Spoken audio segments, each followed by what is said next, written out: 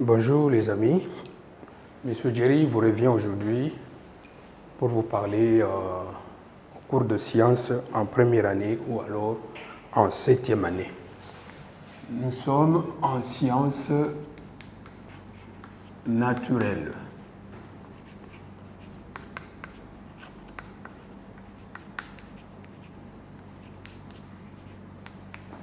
Branche botanique pour la 7e année.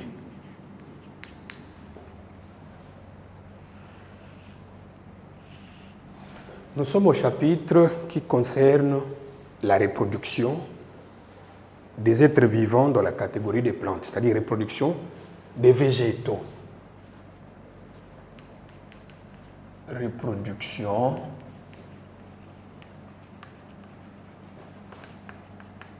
des végétaux ou plantes et au point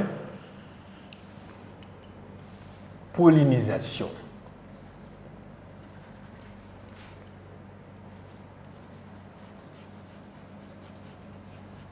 La pollinisation.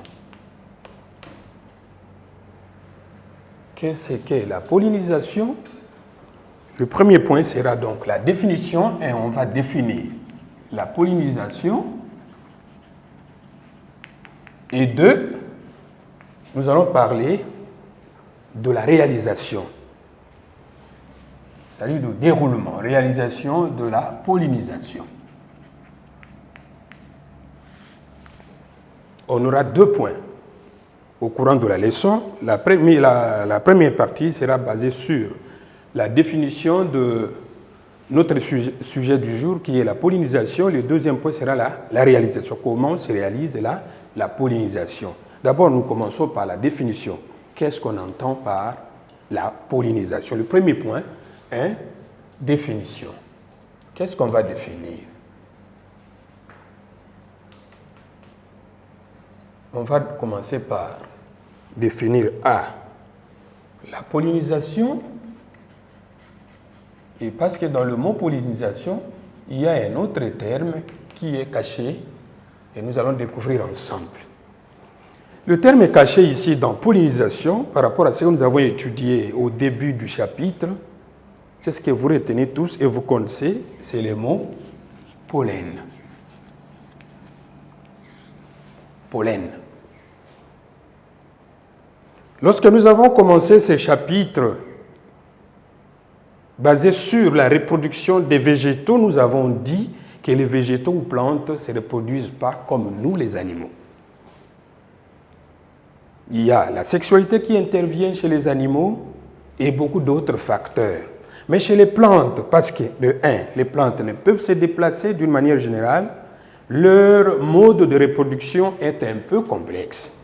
C'est ainsi qu'au cours de ces chapitres, nous avons développé comment les plantes arrivent à se développer, comment elles arrivent à se reproduire. Ainsi, le mot pollen était venu en évidence de manière à expliquer de quelle manière les plantes pouvaient se reproduire. Nous rappelons que les plantes se reproduisaient grâce à un organe essentiel qui était la fleur. Au niveau de la fleur, nous avons une poussière colorée appelée le pollen. Le pollen est une poussière colorée qui représente les cellules ou bien les éléments de reproduction mâle chez la plante. Ainsi, nous avons distingué 2 types de fleurs. Il y avait des fleurs exclusivement mâles, c'est-à-dire qui produisaient ou bien qui renfermaient les éléments de reproduction mâles et les fleurs femelles, qui, elles, ne détenaient que les éléments de reproduction femelles. C'est comme chez nous les animaux. Nous avons également des animaux mâles et des animaux femelles. Chez la plante, c'est la fleur qui représente ces éléments-là. Lorsqu'une fleur produit des éléments de reproduction mâles, cette fleur est dite une fleur unisexuée mâle. Parce que dans cette fleur, on ne retrouve que des éléments de reproduction mâle. C'est-à-dire des éléments qui interviennent dans la reproduction. Tandis que lorsque la fleur ne détient que les éléments de reproduction femelle, elle est dite fleur unisexuée femelle. Mais seulement attention, il existe des fleurs dont les pieds portent à la fois, ou bien produisent à la fois, les éléments de reproduction mâle et femelle. C'est comme pour dire la fleur a deux sexes à la fois.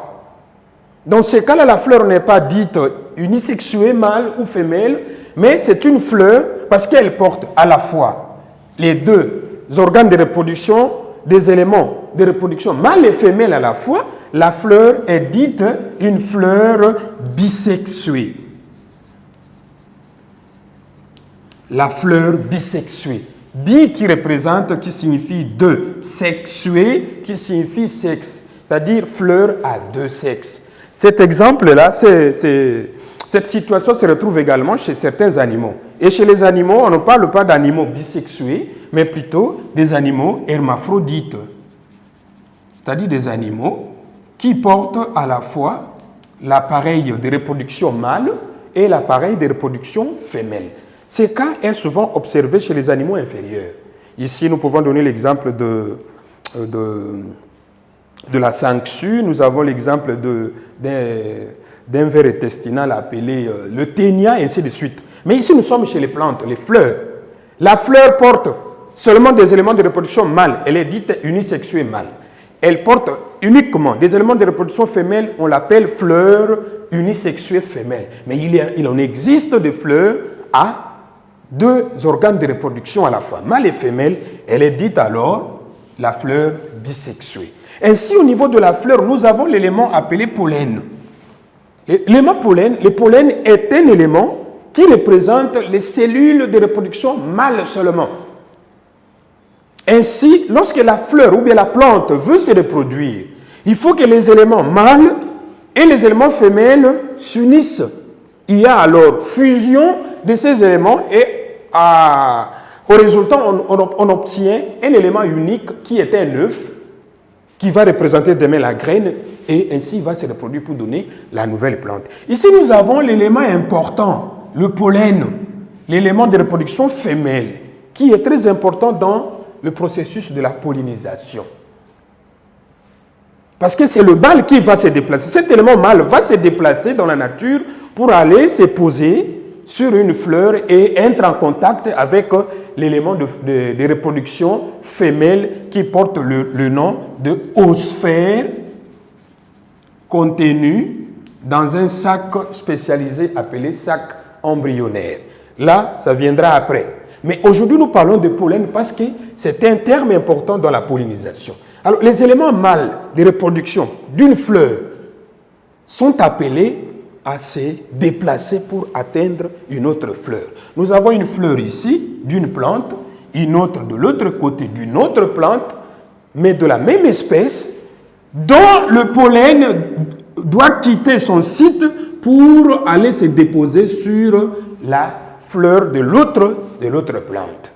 Ces déplacements, cette dispersion, cette propagation dans la nature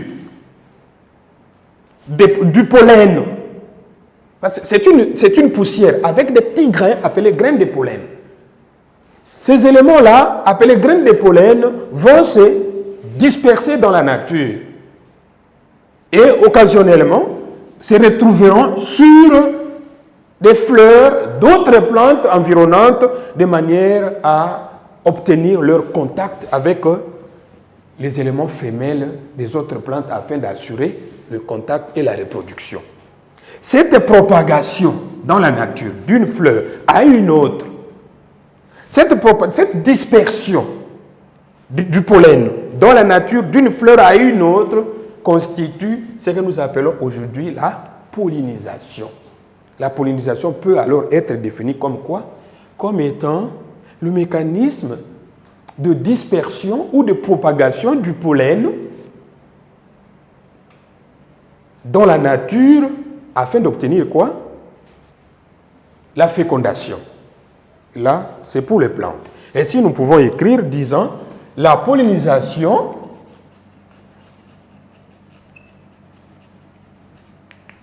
est le processus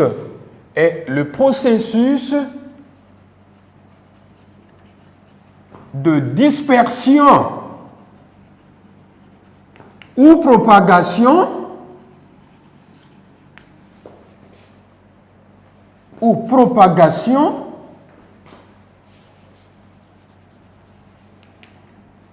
du pollen, c'est-à-dire les graines de pollen,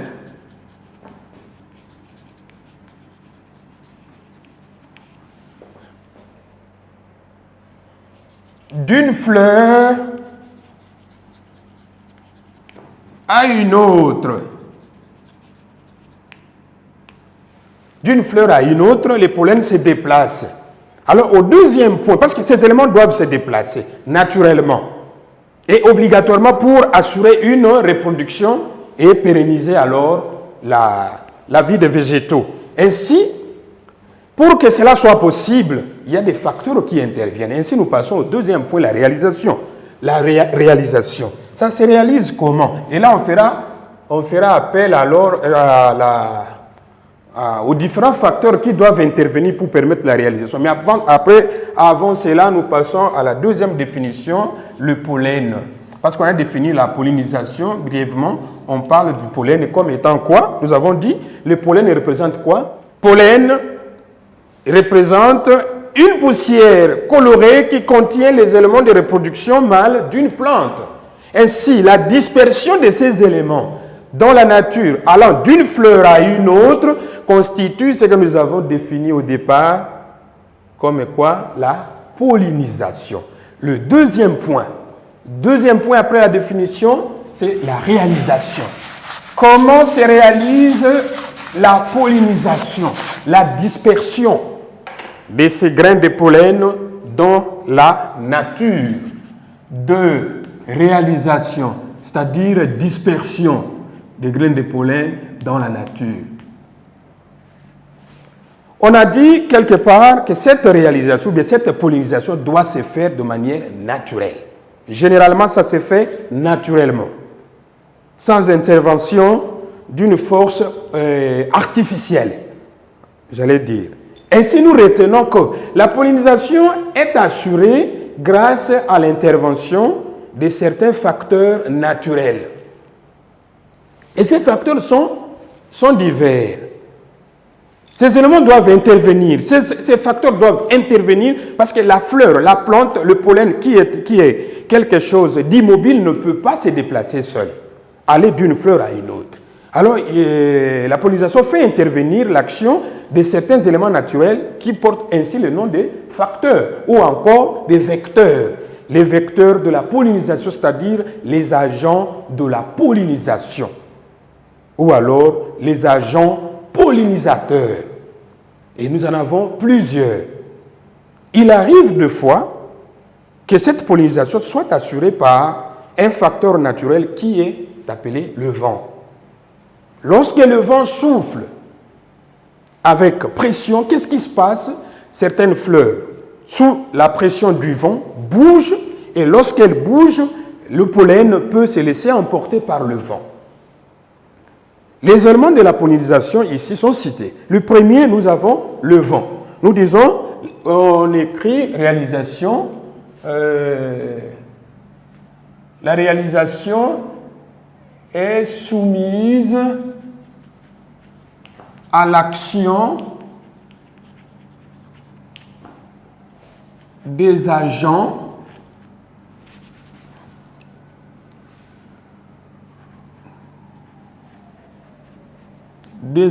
de pollinisation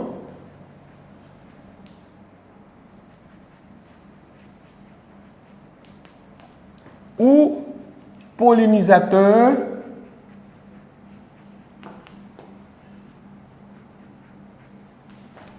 si après on les cite, on a notamment, nous avons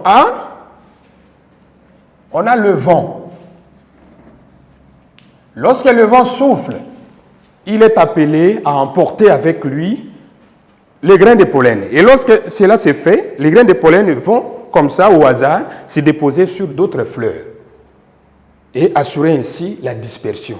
Lorsque la dispersion ou bien la pollinisation est assurée par le vent, le terme approprié pour définir ce type de pollinisation est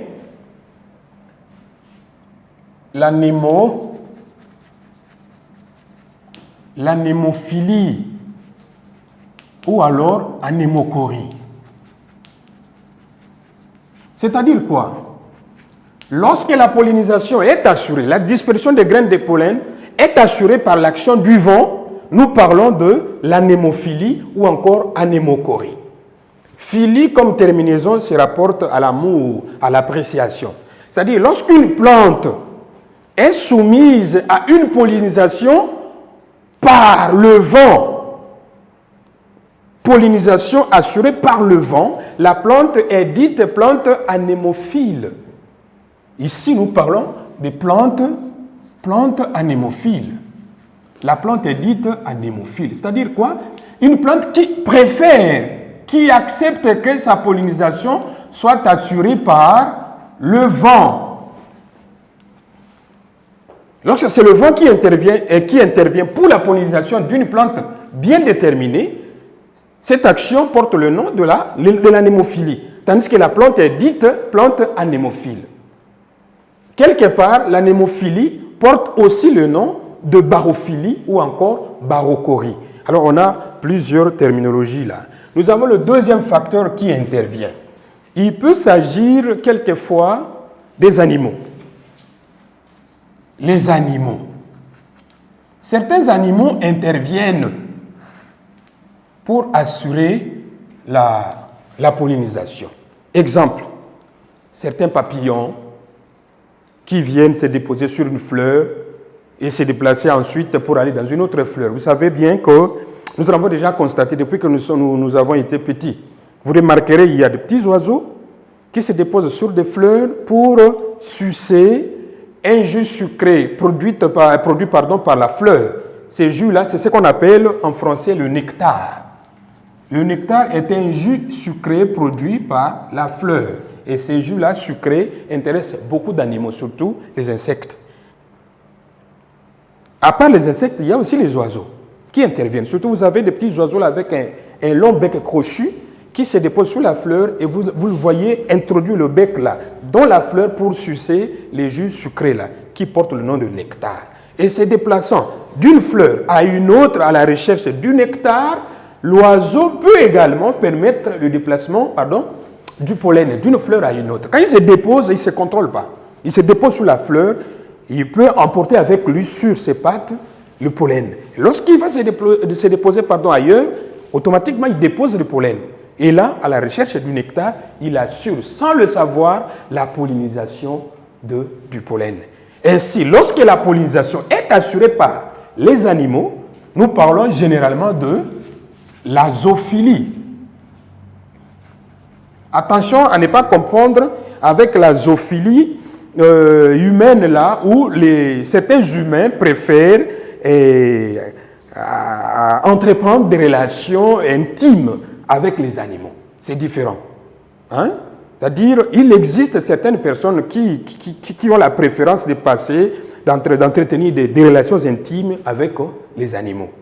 Alors, dans ces cas-là, aussi, on parle de la zoophilie. Mais ici, en zoologie, lorsque nous parlons de la zoophilie, nous faisons allusion à la pollinisation réalisée par les animaux. Ici, ce sont les animaux en général.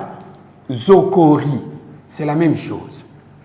Ici, nous parlons des animaux en général. Mais là, je disais, les animaux, d'une manière générale, appellent la zoophilie, excusez-moi. C'est la zoophilie. À force de trop parler d'animaux, on oublie, on parle de la zoologie. Ici, nous avons la zoophilie. Mais lorsque parmi les animaux, on indique très bien, on ne fait pas une référence générale sur les animaux, mais on indique bien qu'il s'agit des insectes. Là, il y a un terme approprié pour désigner les insectes.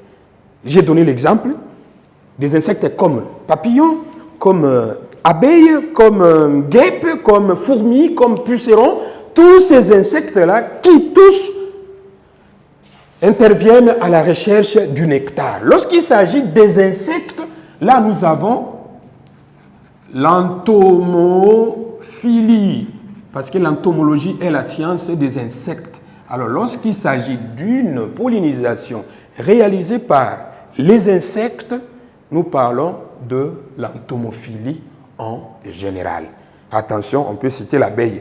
Donnez-nous le nom ou bien le terme qui indique le mieux la pollinisation assurée par une abeille. Dans ce cas-là, on indique spécifiquement un insecte. Là, vous citez l'entomophilie. Mais lorsqu'on parle des animaux en général, nous sommes dans la catégorie de zoophilie. Et là, nous pouvons aussi parler de entomochorie. Entomochorie. Attention, il arrive de fois que l'homme intervient. L'homme est devenu intelligent, il s'est dit, bon, je vais intervenir moi-même pour assurer la pollinisation. Peut-être une pollinisation artificielle au laboratoire dans les buts d'expérimenter quelque chose.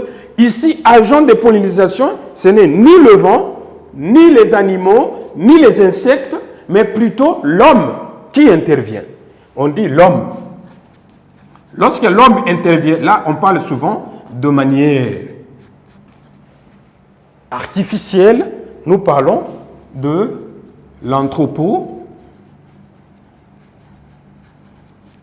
anthropophilie.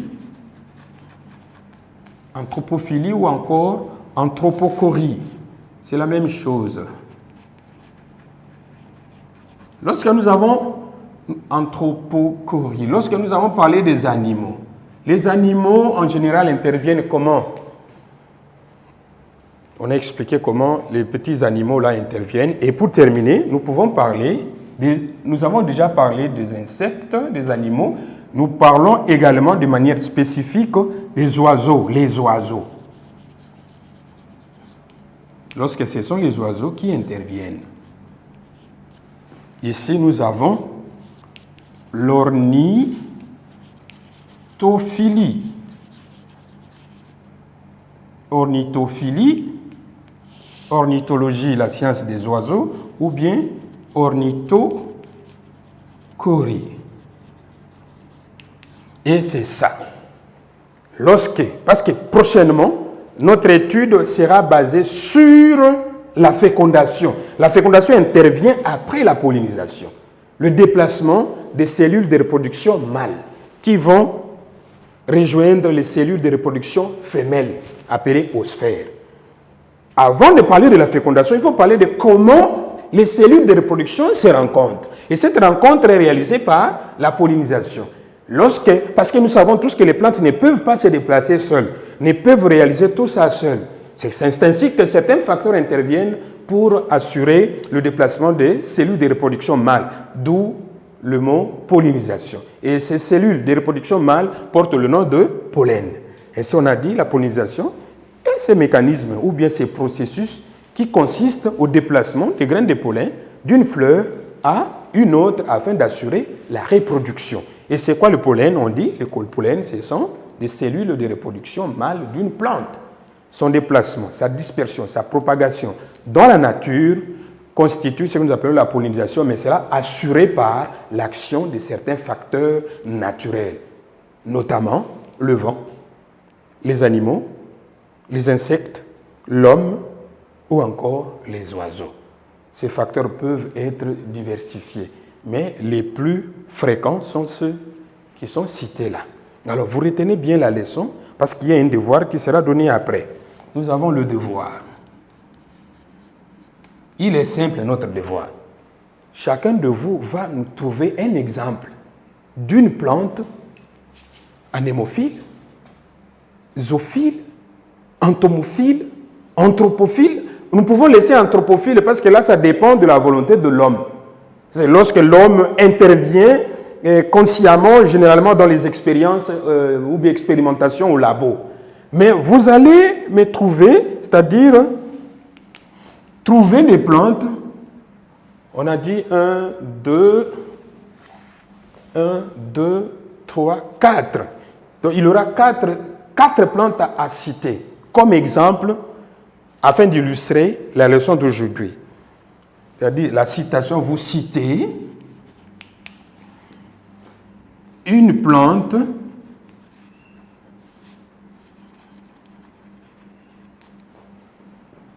pour illustrer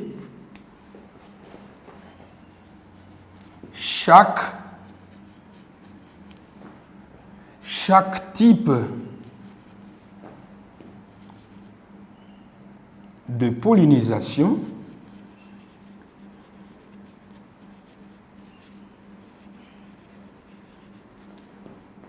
étudié. Chaque type là, nous avons chaque type étudié.